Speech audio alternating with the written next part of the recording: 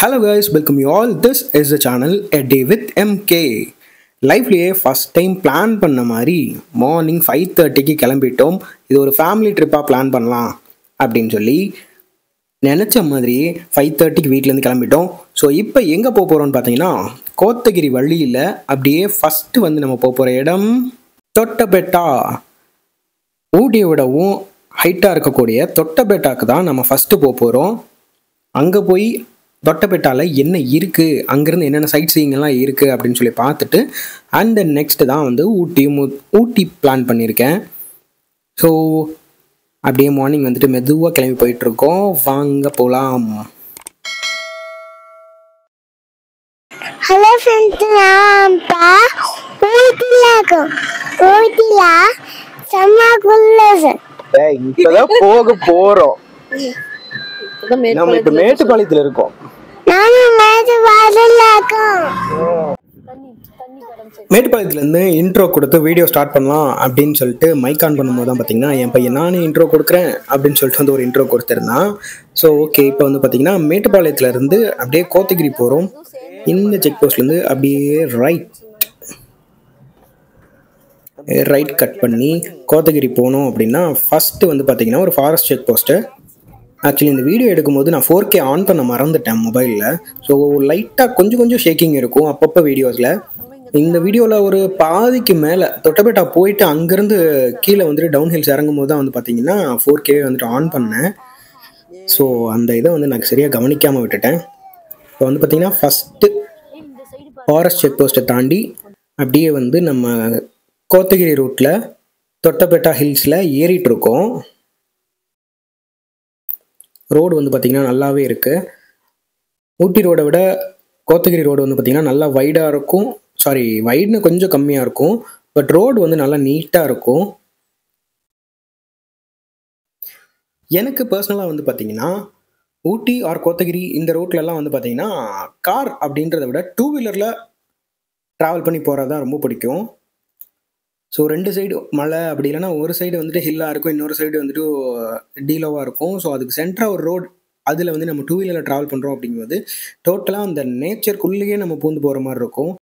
காரில் ட்ராவல் பண்ணுறது வந்து பார்த்திங்கன்னா ஏதோ நம்மளை சுற்றி வந்துட்டு ஏதோ ஒரு ஸ்டீலில் வந்துட்டு ஏதோ ஒரு கவர் பண்ணி ஒரு ஷெட்டுக்குள்ளேயா ஒரு கூடாரத்துக்குள்ளேயா சம்திங், அது என்ன சொல்கிறதுன்னு தெரியல, லைக் தட்.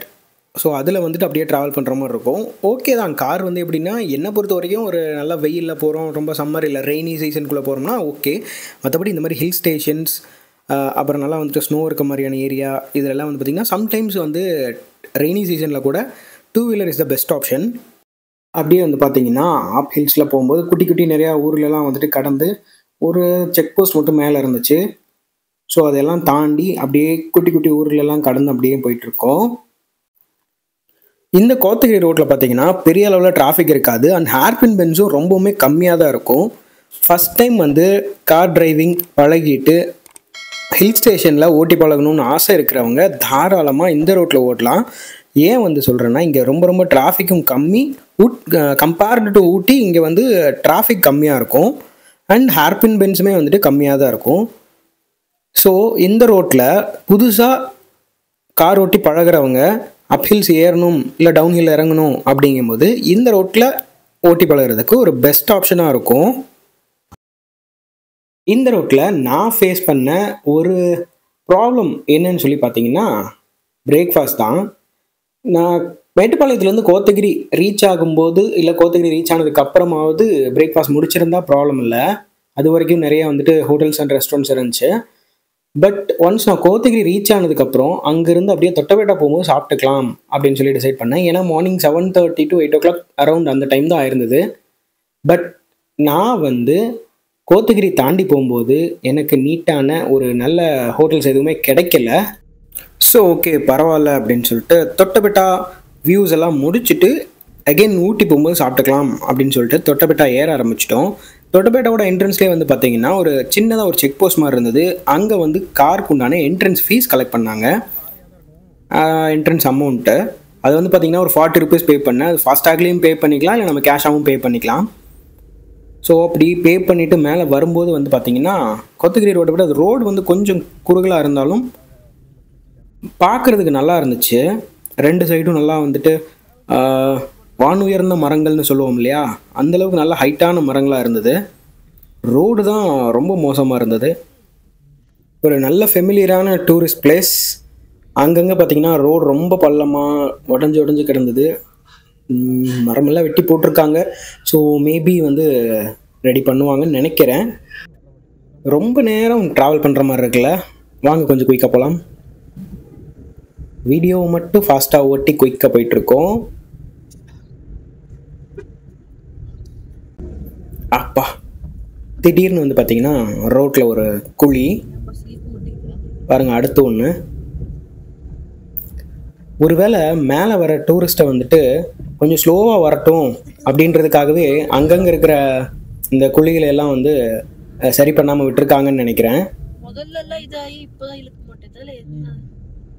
ஃபைனலி வந்து பார்த்தீங்கன்னா லைட்டாக ஒரு ஹேர்பின் பெண்டு மாதிரி திரும்பணுன்னு நம்ம தொட்டபெட்டாவோட பார்க்கிங் பிளேஸ்க்கு வந்தாச்சு.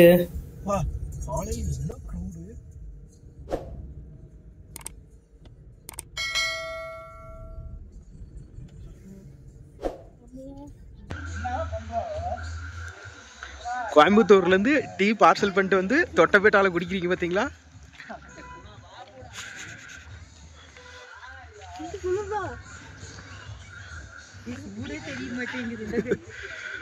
Morning 9 o'clock. என்னடா வண்டிகளே இல்லைன்னு சொல்லி பார்த்தோம். ஆனால் பார்த்தா பார்க்கிங் இல்லாத அளவுக்கு செம்ம க்ரௌடு.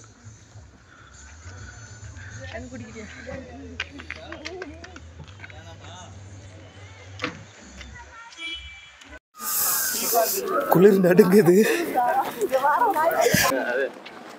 குளிருதா?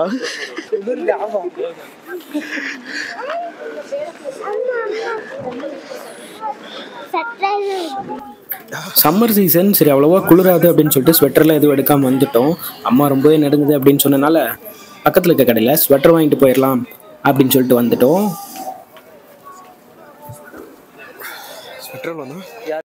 ஸ்வெட்டர் வாங்கிட்டு தொப்பி கீழே போட்டுருக்கீங்களா நீங்க? ஸோ ஸ்வெட்டர் வாங்கியாச்சு. சம்மர் சீசன், குளிர் இல்லை, ஸ்வெட்டர் மட்டும் போட மாட்டேன். நடுங்காத கேப்பாவது வாங்கி போட்டுக்க. என்னாலும் பஸ்ல கம்பியை பிடிக்காம தான் வருவேன் அப்படின்னு சொல்லிட்டு ஒருத்தர் வந்துட்டு இருக்காங்க. குளிர் இல்லைன்னு சொல்லிட்டு ஆக்சுவலாக வந்தோம், ஆனால் நல்லா நடுங்குது. கடலை மார்னிங் வந்து பார்த்தீங்கன்னா ஒரு 6:30, ஒரு 5:30 இருக்கும். 5:30 போல் நாங்கள் கோயம்புத்தூர்லேருந்து கிளம்பிட்டேன்.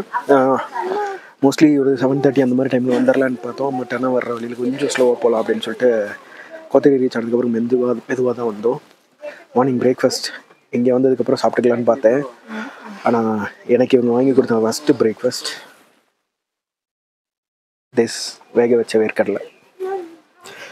இதுதான் இப்போ மார்னிங் பிரேக்ஃபாஸ்ட். என்னதுமா? என்னது வெஜிடபிள்ஸ் கேரட். கேரட்னாலே வெஜிடபிள் தான்டா. வெஹிக்கிளை பார்க் பண்ணிட்டு அப்படியே ஹில் ரூட்டில் நடந்து வரும்போது பார்த்தீங்கன்னா மறுபடியும் ஒரு டிக்கெட் கவுண்டர். என்னடா இது, அப்படியே தானே 40 rupees கட்டணும்னு சொல்லி பார்த்தா அது வெஹிக்கிள் பார்க்கிங்க்கு. ஸோ இப்போ வந்து பார்த்தீங்கன்னா நம்ம உள்ளே போகிறதுக்கு ஹியூமன்ஸ்க்கு எவ்வளோ சார்ஜ் பண்ணுறாங்க? ஓகே, 10 rupees தான் சார்ஜ் பண்ணுறாங்க per head.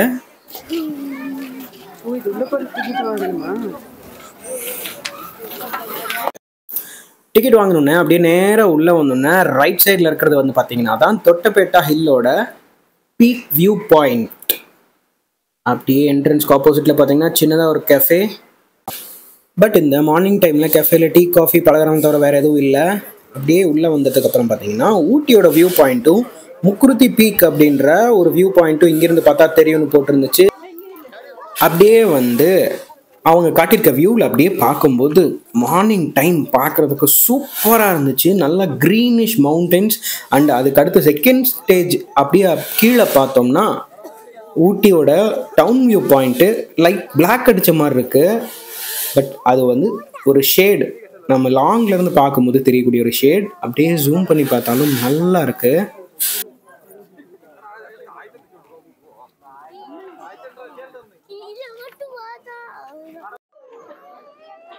And then next அப்படியே வந்து பார்க்கும்போது அவலாஞ்சி டேம் வியூ பாயிண்ட்.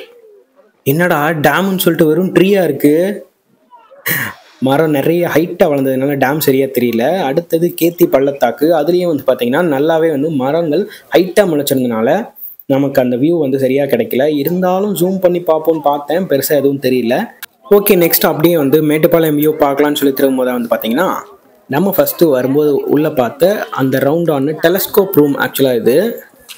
சரி ஓகே, அப்படியே மேலே போய் டெலஸ்கோப்பில் பார்த்தாலாவது டேம் வியூவெல்லாம் தெரியுதா அப்படின்னு சொல்லி பார்க்கலான்னு நானும் மேலே ஏற ஆரம்பித்தேன். பட் மேலே ஏறணுன்னு தான் பெரிய ஷாக் காத்திருந்துச்சு. என்னென்னா, வானிலை சரியில்லாத காரணத்தால் டெலஸ்கோப் தற்காலிகமாக மூடப்படுகிறதுன்னு சொல்லி ரொம்ப நாளைக்கு முன்னாடி போட்டு வச்சுட்டாங்க.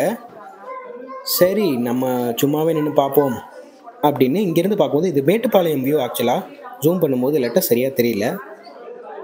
அப்படியே அந்த டெலஸ்கோபிக் ரூமில் இருந்து ஜூம் பண்ணி பார்க்கும்போது மேட்டுப்பாளையம் வியூ பாயிண்ட், பட் நிறையா ட்ரீஸ் முளைச்சிருக்கு, அதனால் சரியாக தெரியல.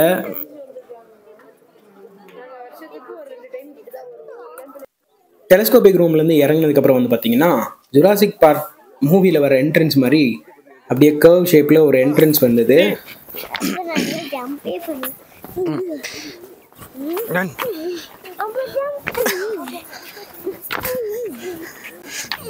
ஒரே மாதிரி குதிக்கலாம்.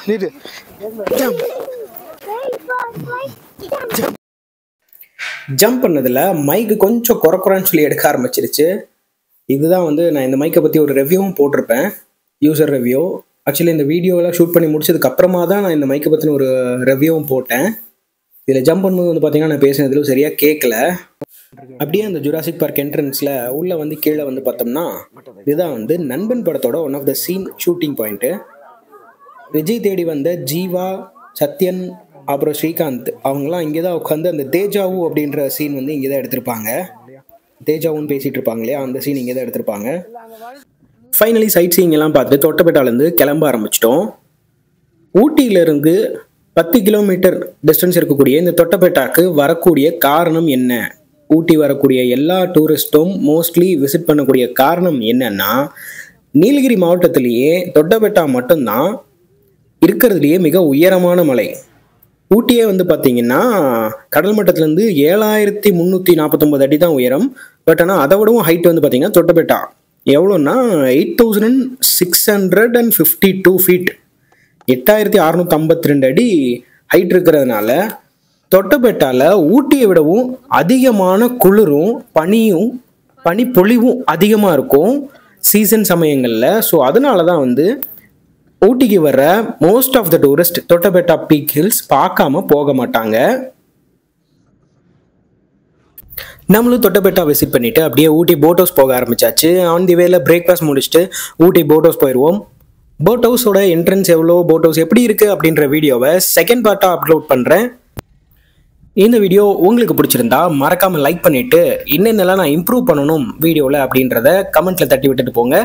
அண்ட் வேறு எங்கெங்கெல்லாம் போகலாம், எதெல்லாம் விசிட் பண்ணலாம், எந்த மாதிரியான டூரிஸ்ட் பிளேஸ் விசிட் பண்ணலாம், ஆர்எல்ஸ் எந்த டாப்பிக்கை பற்றி பேசலாம் அப்படின்றதையும் கமெண்ட்டில் சொல்லிட்டு போங்க. மறக்காமல் நம்ம சேனலை சப்ஸ்கிரைப் பண்ணிடுங்க. Until then, bye from MK.